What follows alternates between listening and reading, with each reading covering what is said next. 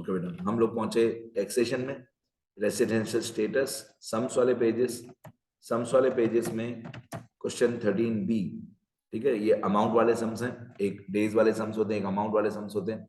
Amount वाले sums में मैंने आपको थियरी वाले पेजेस में बताया कि कौन से टाइप के स्टेटस के लिए कौन सी इनकम टैक्सेबल होगी। ये उसी का एक प्रैक्टिकल एग्जाम्पल है, सुनना ध्यान से। ये 13 का बी है, सुधीर प्रकाशन। यहाँ पे लिखा है following are the incomes of Mr Vikram बाई ड्यूरिंग द प्रीवियस ईयर 2021-22, ठीक है। अब प्रीवियस ईयर जो मैं अभी एग्जांपल कर रहा हूँ इसमें प्रीवियस ईयर 21-22 है, पर हो सकता है आप किसी और साल में ये वीडियो देख रहे हो, बट जिस भी साल में आप ये वीडियो देख रहे हो रूल्स सेम ही रहेंगे। तो फिलहाल मैं यहाँ पे लिख देता हूँ प्रीवियस ईयर आप यहाँ पे लिखना आपकी स्टेटमेंट के ऊपर कि प्रीवियस ईयर कौन सा है। मैं नहीं लिख रहा हूँ, मैं नहीं लिखता हूँ क्योंकि हर साल ये चेंज होते रहेगा, पर रूल सेम ही रहते हैं हर साल, ठीक है। तो किसी भी ईयर में आप देख रहे हो रूल्स यही रहेंगे। फिलहाल जो प्रीवियस ईयर दिया हुआ है इस क्वेश्चन में वो 21-22 है, तो असेसमेंट ईयर होगा 22-23। अब आगे बढ़ते हैं। अब यहाँ पे लिखा है सैलरी टैक्सेबल 2,40,000। अब सैलरी में कुछ बताया हुआ नहीं है कि ये रिसीव कहाँ पे हुई या अक्रू कहाँ पे हुई, कुछ बताया हुआ नहीं है। तो हम लोग क्या करेंगे, इसको तीनों स्टेटस में टैक्सेबल लिख देंगे। मिस्टर विक्रम भाई सैलरी 2,40,000, यहाँ पे नीचे लिखा हुआ है, यहाँ पे नीचे लिखा है find out the total gross income for the assessment year 2022-23 if he is an ordinary resident, if he is a resident but not ordinarily resident, if he is a non resident। तो मैंने वही 3 column यहाँ पे बनाए, ठीक है। Simple है, amount वाले क्वेश्चन में यही 3 कॉलम बनते हैं। अब जो सैलरी पॉइंट दिया हुआ है, पॉइंट नंबर 1 सैलरी, और उसमें अमाउंट दी हुई है 2,40,000, तो सैलरी 2,40,000 जो है वो तीनों स्टेटस के लिए टैक्सेबल होगा। सैलरी टैक्सेबल टैक्सेबल टैक्सेबल तीनों के लिए टैक्सेबल होगा। सैलरी इनकम तीनों स्टेटस के लिए सैलरी इनकम टैक्सेबल होगा। मतलब रेसिडेंट एंड ऑर्डिनरीली रेसिडेंट हो, resident but not ordinarily resident हो, या नॉन रेसिडेंट हो, तीनों के लिए सैलरी टैक्सेबल होता है। चलो नेक्स्ट सेकंड पॉइंट में लिखा हुआ है interest on bank deposit total 20,000। Interest on bank deposit जो आउटर कॉलम में अमाउंट होती है वो टोटल अमाउंट होती है। तो interest on bank deposit total 20,000, out of which 15,000 is received from foreign bank. From foreign bank नहीं होता है, इन फॉरेन बैंक होता है। तो 20,000 रुपए interest on bank deposit, okay, 20,000 interest on bank deposit हुआ। एक तो इन लोगों ने क्वेश्चन में ये क्लियर नहीं किया है कि ये जो बैंक डिपॉजिट का इंटरेस्ट है ये बैंक इंडियन बैंक है कि फॉरेन बैंक है, वो इन्होंने क्वेश्चन में क्लियर नहीं किया है। इंटरेस्ट ऑन बैंक डिपॉजिट तो है, बैंक तो इंडिया में भी होगी बाहर भी होगी। Out of which 15,000 is received from foreign bank.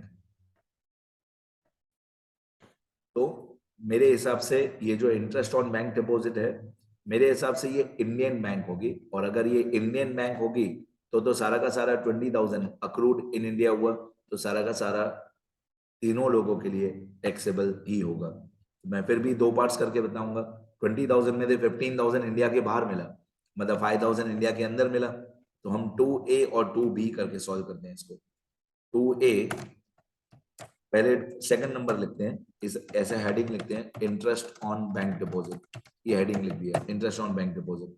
अब ए पार्ट लिखते हैं जितना रिसीव्ड इन इंडिया हुआ। इन्होंने लिखा है कि 15,000 रुपए इंडिया के बाहर मिला। भाई अगर 15,000 रुपए इंडिया के बाहर मिला मतलब बाकी का 5,000 रुपए इंडिया के अंदर मिला, तो इंडिया के अंदर जो मिला वो तो तीनों के लिए टैक्सेबल होगा। अब जो 15,000 रुपए इंडिया के बाहर मिला, चाहे वो मिला इंडिया के बाहर 15,000, लेकिन अक्रू तो इंडिया में ही हुआ, क्योंकि मैं ऐसा अज्यूम कर रहा हूं कि बैंक तो इंडिया की है, बैंक इंडिया की है तो अक्रूड हुआ इन इंडिया, तो तीनों के लिए टैक्सेबल 15 रिसीव्ड आउटसाइड इंडिया है। बाकी का जो 15,000 है वो रिसीव्ड आउटसाइड इंडिया है, लेकिन but it is accrued in India, और जो इंडिया के अंदर अक्रू होता है वो तीनों के लिए टैक्सेबल होता है 15। इसके बाद आपको दिया हुआ है third point, profit from business in New York, business is controlled from India. Controlled जहां से होता है वहां हेड ऑफिस होती है, तो बिजनेस इन न्यूयॉर्क है, मतलब ब्रांच न्यूयॉर्क में है और हेड ऑफिस इंडिया में है। बेटा न्यूयॉर्क है ना, इंडिया में नहीं होता है, ठीक है। न्यूयॉर्क इंडिया में नहीं है, वो यूएसए में है। तो from the business, profit from business in New York, तो ये हो गया branch outside India. Head office in India 2 lakh.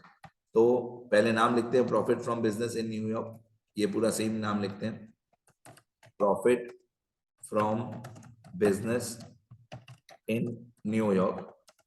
ये लोग द यूएसए बोलते हैं, द यूएसए, और इंडिया वालों को द इंडिया नहीं बोलने देते। ठीक है, चले हम एक दिन द लगाएंगे। Profit from business in New York, तो ये जो हुआ, ये हुआ ब्रांच, ये हुआ ब्रांच इन, ब्रांच हुआ आउटसाइड इंडिया, और हेड ऑफिस हुआ इन इंडिया। कंट्रोल तो इंडिया से ही हो रहा है। ठीक है, तो अगर ब्रांच आउटसाइड इंडिया हो तो पहले वाले आदमी के लिए टैक्सेबल होता है, दूसरे के लिए भी टैक्सेबल होता है, और तीसरे के लिए एग्जम्प्ट होता है। एग्जम्प्ट में आपको ऐसे डैश डैश कर देना, डैश डैश मतलब एग्जम्प्ट। तो अगर आपने अमाउंट लिखी 2 लाख 2 लाख, तो आप ऐसे बोल रहे हो कि ये टैक्सेबल है, और अगर आपने डैश किया तो आप ऐसे बोल रहे हो कि ये एग्जम्प्ट है। डैश मतलब एग्जम्प्ट। चलो 3 पॉइंट हो गए। फोर्थ पॉइंट, फोर्थ में लिखा है pension from farmer employer in India received in New York. तो एम्प्लॉयर तो इंडिया का था, तो इनकम अक्रू तो इंडिया में हुई, रिसीव चाहे न्यूयॉर्क में हुई, यूएसए में। अक्रू तो इंडिया में हुआ ना, अक्रू इंडिया में हुआ, तो तीनों के लिए टैक्सेबल 3,75,000। तो एम्प्लॉयर तो इंडिया का था ना, हमारे एसएसी ने, ये क्या नाम था इसका एसएफई का, विक्रम भाई। विक्रम भाई ने काम काम तो इंडिया में ही किया था, पेंशन इंडिया की इनकम की है, तो तीनों के लिए टैक्सेबल होगा। Pension from farmer employer in India. तो मैं यहां पे लिखूंगा फोर्थ पॉइंट में, pension from farmer employer in India. Employer तो इंडिया का ही था, चाहे ये पैसा रिसीव इंडिया के बाहर हुआ, तो चाहे ये पैसा रिसीव इंडिया के बाहर हुआ, रिसीव्ड आउटसाइड इंडिया, लेकिन अक्रू तो इंडिया में ही हुआ ना, क्योंकि काम, पेंशन तो इंडिया के काम से ही मिला, तो ये हुआ अक्रूड इन इंडिया। तो अगर अक्रूड इन इंडिया होता है तो तीनों लोगों के लिए टैक्सेबल होता है। अमाउंट थी मेरे हिसाब से 3,75,000, ये 375, तो मैं तीनों में टैक्सेबल लिखूंगा 3,75,000, तीनों लोगों में टैक्सेबल।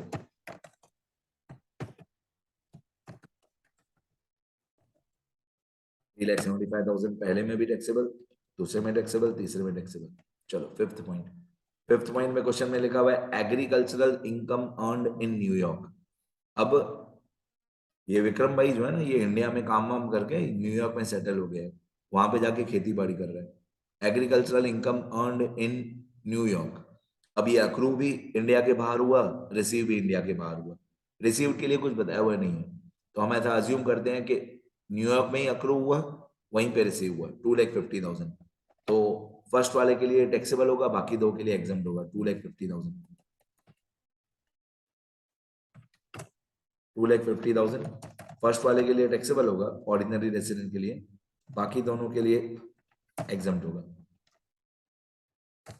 तो agricultural, agricultural income, agricultural income from New York या इन न्यूयॉर्क, तो हमारी पॉइंट कौन सी हो गई है हमारी तैयारी वाले पेजेस के हिसाब से? हमारे तैयारी वाले पेजेस के हिसाब से बोलेंगे इसको income accrued and received outside India. Income accrued and received outside India, तो अक्रूड में इंडिया के बाहर हुआ, रिसीव भी इंडिया के बाहर हुआ, तो पहले वाले के लिए टैक्सेबल होता है, बाकी दो के लिए एग्जाम्प्ट होता है। फिर हमारा sixth point, profit from business at Bombay controlled from New York and 50% of the profit is received in New York 2,80,000। तो बिजनेस तो बॉम्बे में है ना बेटा, ब्रांच ऑफिस तो बॉम्बे में है। अगर ब्रांच ऑफिस बॉम्बे में है तो कहीं पे भी पैसा रिसीव हुआ हो, तीनों के लिए टैक्सेबल होगा 280, 280, 280 फुल अमाउंट। चाहे आधा पैसा इंडिया में मिला हो, आधा पैसा इंडिया के बाहर मिला हो। Profit from business at Bombay मतलब branch in Bombay, Bombay India में होता है।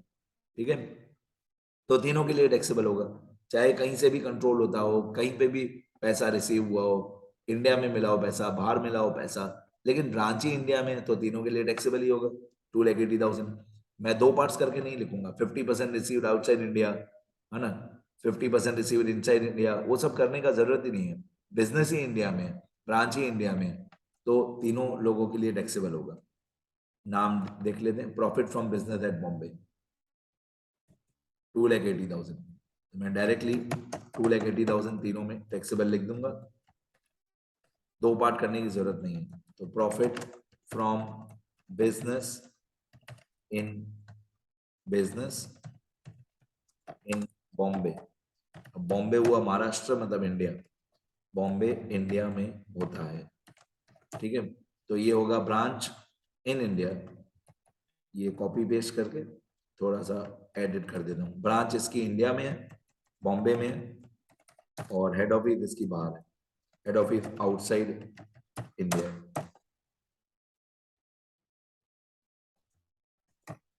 ठीक है। अब यहाँ पे हम लोग ग्रॉस टोटल इनकम निकालेंगे, ग्रॉस टोटल इनकम तीनों का निकालेंगे, देखते हैं क्या आ रहा है हमारा आंसर। तो फर्स्ट पॉइंट का आंसर मोस्टली राइट ही होता है, सीधा सीधा बताऊं, सारी अमाउंट फर्स्ट वाले कॉलम में लिख देना टैक्सेबल, ठीक है। तो नॉर्मली फर्स्ट कॉलम का आंसर राइट ही होता है, सारी अमाउंट जो भी क्वेश्चन में दिया ना सब टैक्सेबल लिख देना, क्योंकि इसने एक पाप किया है, ये इंडिया का ऑर्डिनरी रेसिडेंट है, तो उसको तो सारी अमाउंट पे टैक्स भरना ही है। पाप नहीं किया वैसे, अच्छी बात है। तो 1365, 1115, 915, 1365, 1115, 915, 1365, 1115, 915, तो बधाई हो, हमारे तीनों आंसर राइट है, तीनों कॉलम राइट है। मैं एक बार स्क्रॉल कर देता हूँ ऊपर से लेकर, देखते रहना अच्छे से।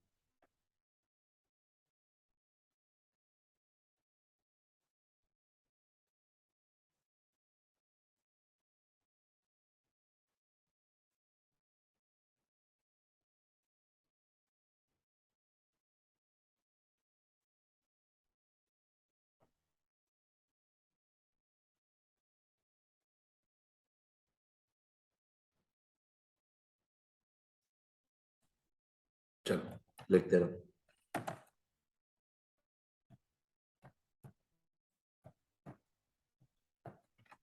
देखो बेटा,